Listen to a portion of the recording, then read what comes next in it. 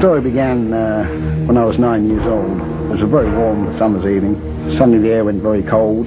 There was a terrible stench in the air, and I just flew into the most horrendous rays that my mother and father came out on. And the fence post was 2 or 3 inches square. It was set into concrete in the ground. I pulled it out and smashed it on the floor till it broke.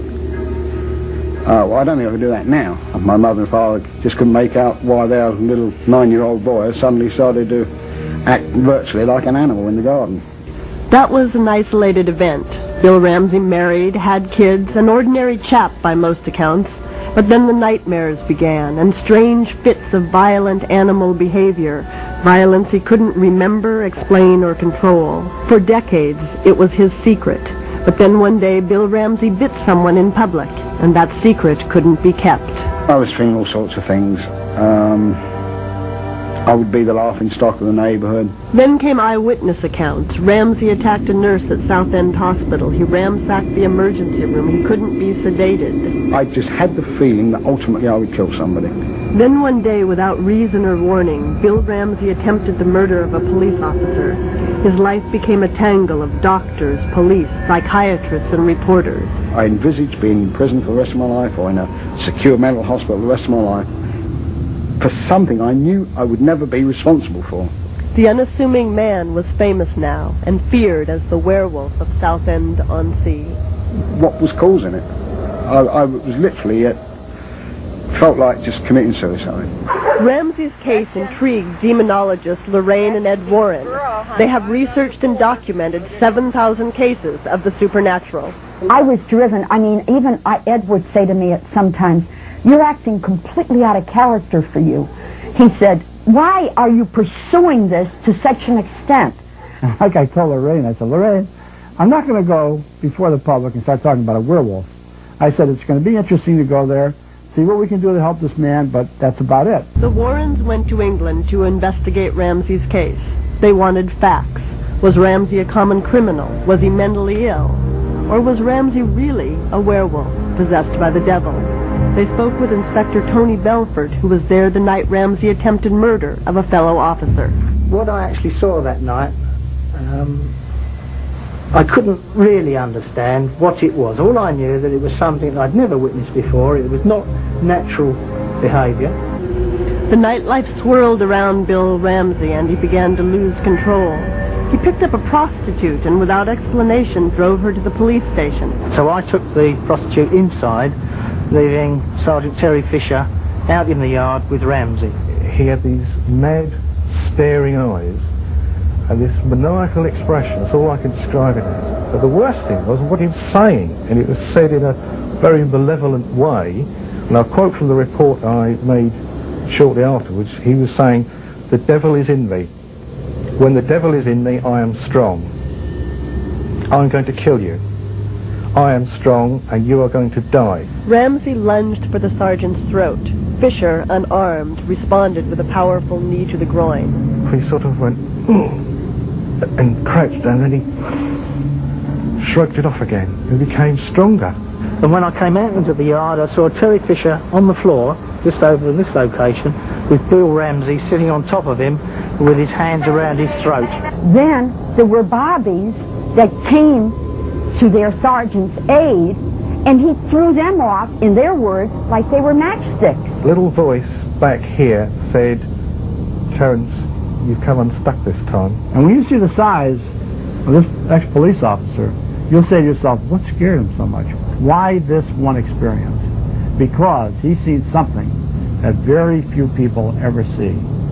It took 5 officers to subdue Ramsey and get him into a jail cell. When I say he snarled or he growled, it was the impression of his lips turning up and showing his teeth. And I can recollect actually saying at the time in the reports that I filed that he took on the appearance of a mad dog. Trapped in the cell, Ramsey tried to escape. His head, right arm, up to his shoulder was outside this hole. It's difficult to actually visualise a head and an arm out there, but I can assure you I saw it, 5 or 6 firemen saw it, doctor saw it, and I would suggest up to 7 or 8 policemen saw it, none of which could believe what we'd actually seen. Finally, Ramsey was heavily sedated, soaked with liquid soap, and squeezed back through the hole. Sergeant Fisher retired early in a state of shock. Inspector Belford was left to account for Ramsey's bizarre behavior. I submit this report for your information, and to have recorded the fact that it is in my opinion that this man will, if not controlled, end up causing fatal or serious injury to some person. But no criminal charges were ever filed. Instead, Bill Ramsey was committed to a mental hospital. Everybody thought I had a mental problem.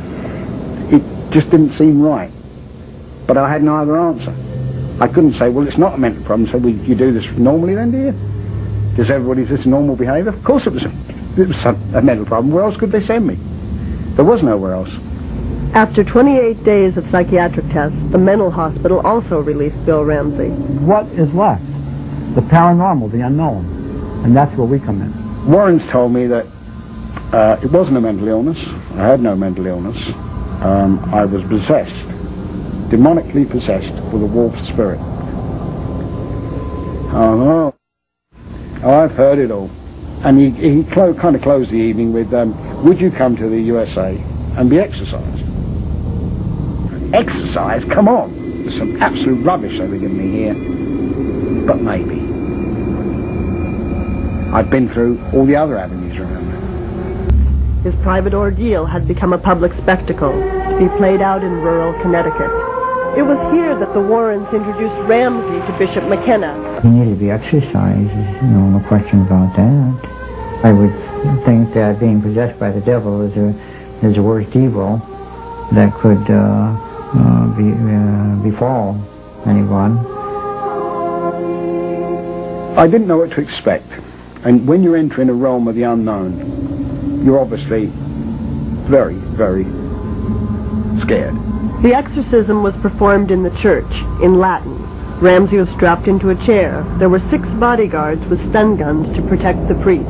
If the Lord permitted, the devil could easily kill the exorcist. As I proceeded with the prayers, he didn't seem to be himself. It was just some other person were taking over him. He himself seemed to almost go into a kind of a daze. I remember him coming to me, at me with that stole, placing it on my head, and it's as if he'd hit me with a hammer almost, because I just did not know anything after that. It started from behind him, and the muscles in the back of the neck all began to enlarge, and the ears began to point, and he howled. Speak, devil. Be gone in the name of God. Leave him alone. Go back to hell where you came from. Be gone. Then the hands clawed in such a manner that no human hand could claw like that. He had begun to make the signs of the cross on his forehead and on his breast, and then he would violently react and slap a hand at me, and he snarled like an animal. The lips rolled up, the teeth protruded, and he tried to fight. How many of you are there? Where did it come from? What keeps you here? Be gone, Satan. Leave him alone.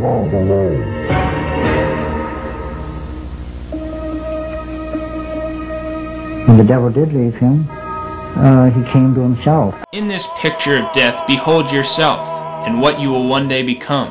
Remember that thou art dust, and to dust thou shalt return. Consider that in a few years, perhaps a few months or days, thou will become rottenness and worms. All must come to an end, and if when you die your soul is lost, all is lost for you. Behold the graves of the dead, and say to yourself, if these could live again, what would they not do for eternal life? And I who have time, what do I do for my soul? All know that they must die, but many are deceived by picturing to themselves death at such a distance, as if it could never come near them. It is appointed unto men once to die, Hebrews 9:27. The sentence of death is written against all men. Death alone is certain, says St. Augustine. All other goods or evils are uncertain. And so from time to time, we must consider this place. the day of consideration of the coming of Christ for the majority of souls.